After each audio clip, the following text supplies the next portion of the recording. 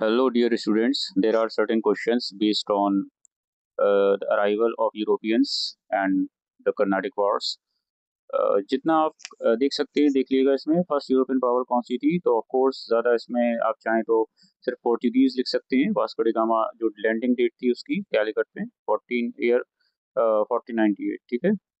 How did Portuguese spread Christianity तो missionaries build churches converted local people ran mission schools or missionary schools. Then who was Duplex or Dupleix? ठीक है Dupleix French governor general in India. तो who fought the English Carnatic Wars.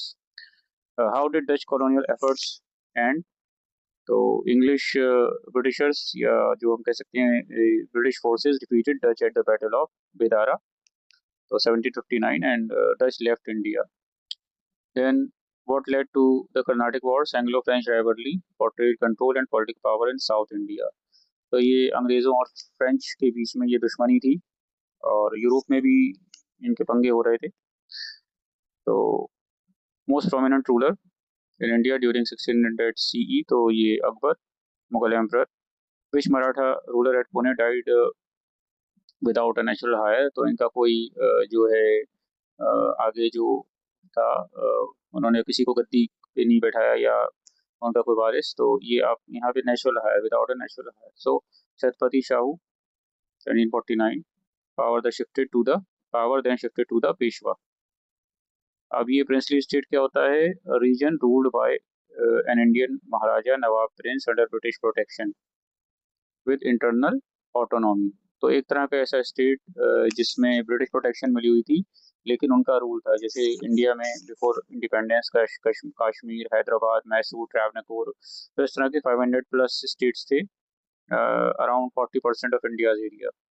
तो इनको बहुत सारी facilities थी. आज भी हम देखते हैं बहुत सारे ऐसे स्टेट्स हैं state of Patiala state of Rampur. अब तो ये सब खत्म हो चुके हैं बट स्टिल हम वो जो उनका grand and lavish life style हुआ करता था वो सब हम देखते हैं आज भी. अच्छा मीर जाफ़र ने धोखा दिया था सिराजुद्दौला का जो अभी वीडियो में आगे बनाऊंगा रॉबर्ट क्लाइव कैसे जीता वो प्लासी की बैटल.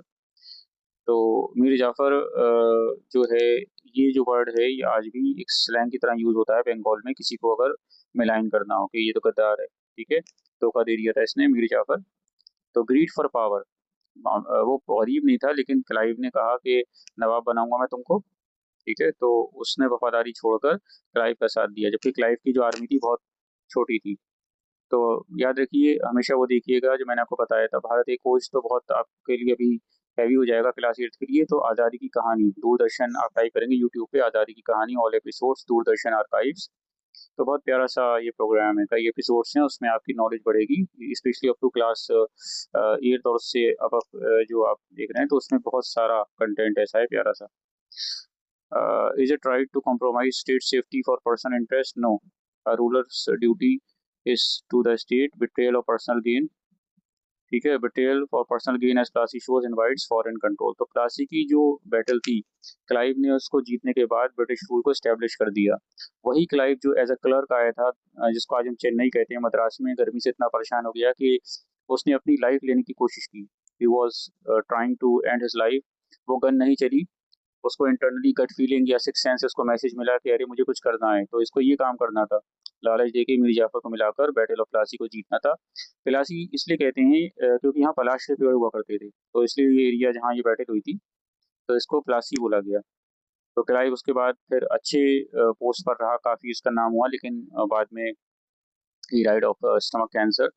और उस डेथ से पहले उस पर केस चल गया था करप्शन का और बाकी एलिगेशंस. तो फिर उसने एक रेजर से अपना थ्रोट कट कर लिया था और he committed that he decided to end his life. तो ये बताता है कि life is all about ups and downs. Plassey की लड़ाई जीत ली और बाकी सारे और बातें. इसमें एक कछुआ भी इसको दिया गया था वो कई साल जिंदा रहा. कुछ साल पहले उसकी डेथ हुई कोलकाता जू में. तो टॉर्टाइज आप जानते हैं ये बहुत बड़ा सा था और उसकी एज बहुत ज़्यादा थी. तो इंटरेस्टिंग फैक्ट्स है मैं आपसे शेयर करता रहूँगा. Like share and subscribe my channel and share as much as possible. Then what does the Carnatic wars fought by foreign powers on Indian soil? तो क्यों ऐसा हुआ कि इंडियन रूलर्स के होते हुए ये कर्नाटिक वॉर्स अंग्रेज और फ्रेंच लड़ते रहे क्योंकि Indian rulers were divided and weak, कमजोर भी थे और आपस में बटे हुए थे, ठीक है। तो इस तरह से outsiders fight for supremacy on their own land. तो जैसे बिल्लियों की लड़ाई में बंदर का फायदा, वही हिसाब हुआ।